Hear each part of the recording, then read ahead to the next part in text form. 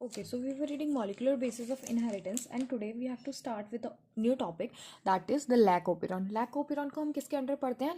lac operon को हम पढ़ते हैं रेगुलेशन ऑफ जीन एक्सप्रेशन के अंदर. ठीक है, तो जो आपका यूकैरियोट्स है उसके अंदर आपका डिटेलिंग में नहीं दिया गया एनसीईआरटी में, बट लैक ओपेरॉन जो कि प्रोकैरियोट्स में प्रेजेंट होता है वो डिस्कस किया गया है डिटेल में, तो उसके बारे में हम पढ़ लेते हैं. ठीक है, तो देखो पढ़ते हैं.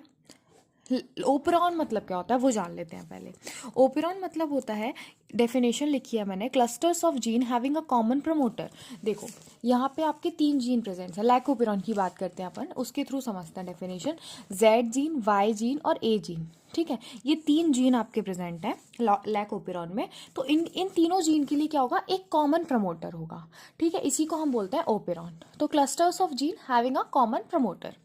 ठीक है, उसके बाद बोल रहे हैं कि जो लैक ओपेरॉन है वो जैकब और मोनैड इन दोनों ने ऐसे डिस्कवर किया था आपका.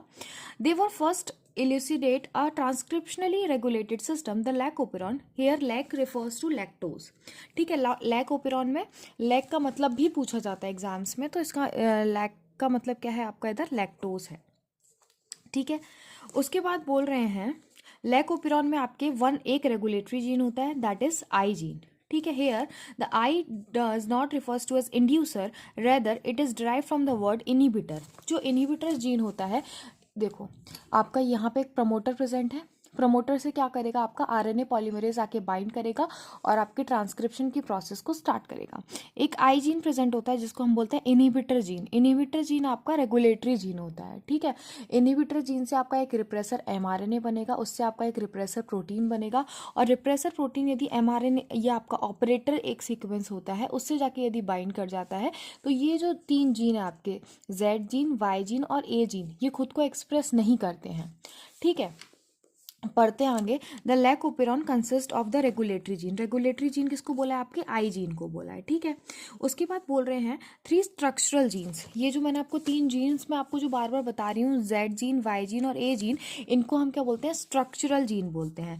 इसमें क्या होता है? The I gene code for the repressor of the lac operon. मैंने आपको बताया जो आई जीन है आपका इनहिबिटर जीन, वो किसके लिए कोड कर रहा है? आपका रिप्रेसर के लिए कोड कर रहा है. ठीक है, बोल रहे हैं the I gene code for the Z gene code for beta galactosidase which is primarily responsible for the hydrolysis of disaccharides lactose into the it's monomeric units galactose and glucose. तो जो आपका जेड वाई ए जो आपका structural gene है lac operon में, उसमें Z किसके लिए कोड कर रहा है? आपका बीटा गैलेक्टोसाइडेज के लिए कोड कर रहा है. ठीक है, और बीटा गैलेक्टोसाइडेज से आपका क्या बनता है? बीटा गैलेक्टोसाइडेज आपका क्या करता है?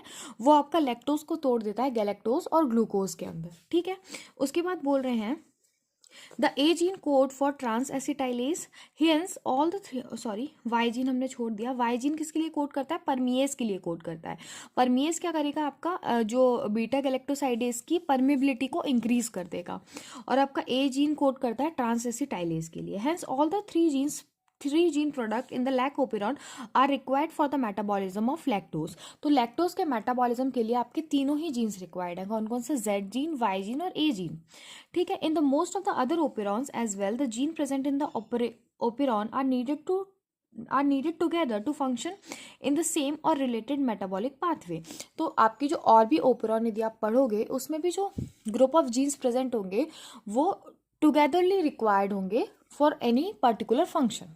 ठीक है, उसके बाद बोल रहे हैं लैक्टोज किसका सबस्ट्रेट है? For enzyme beta galactosidase and it is regulated switching on end of operon.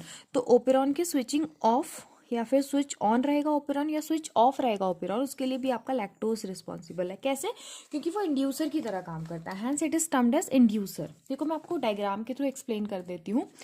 Inhibitor protein आपका इनहिबिटर जीन क्या करेगा? आपका रिप्रेसर एमआरएनए बनाएगा. रिप्रेसर एमआरएनए से आपका रिप्रेसर प्रोटीन बन गया.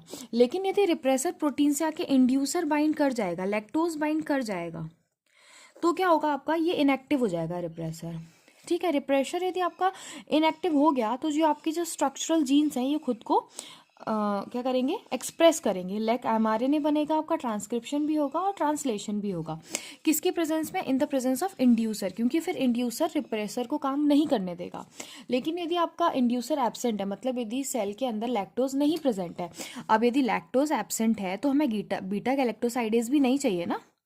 लैक्टोज यदि एब्सेंट है तो बीटा गैलेक्टोसाइडेज भी नहीं चाहिए, तो रिप्रेसर जाके बाइंड कर जाता है ऑपरेटर से। फिर आपका क्वेश्चन आएगा कि the lactose then induces the operon in the following manner, जो मैंने आपको एक्सप्लेन कर दिया। उसके बाद जो regulation of lac operon by repressor is refers to as negative regulation. इसको हम क्या बोलते हैं? नेगेटिव रेगुलेशन बोलते हैं।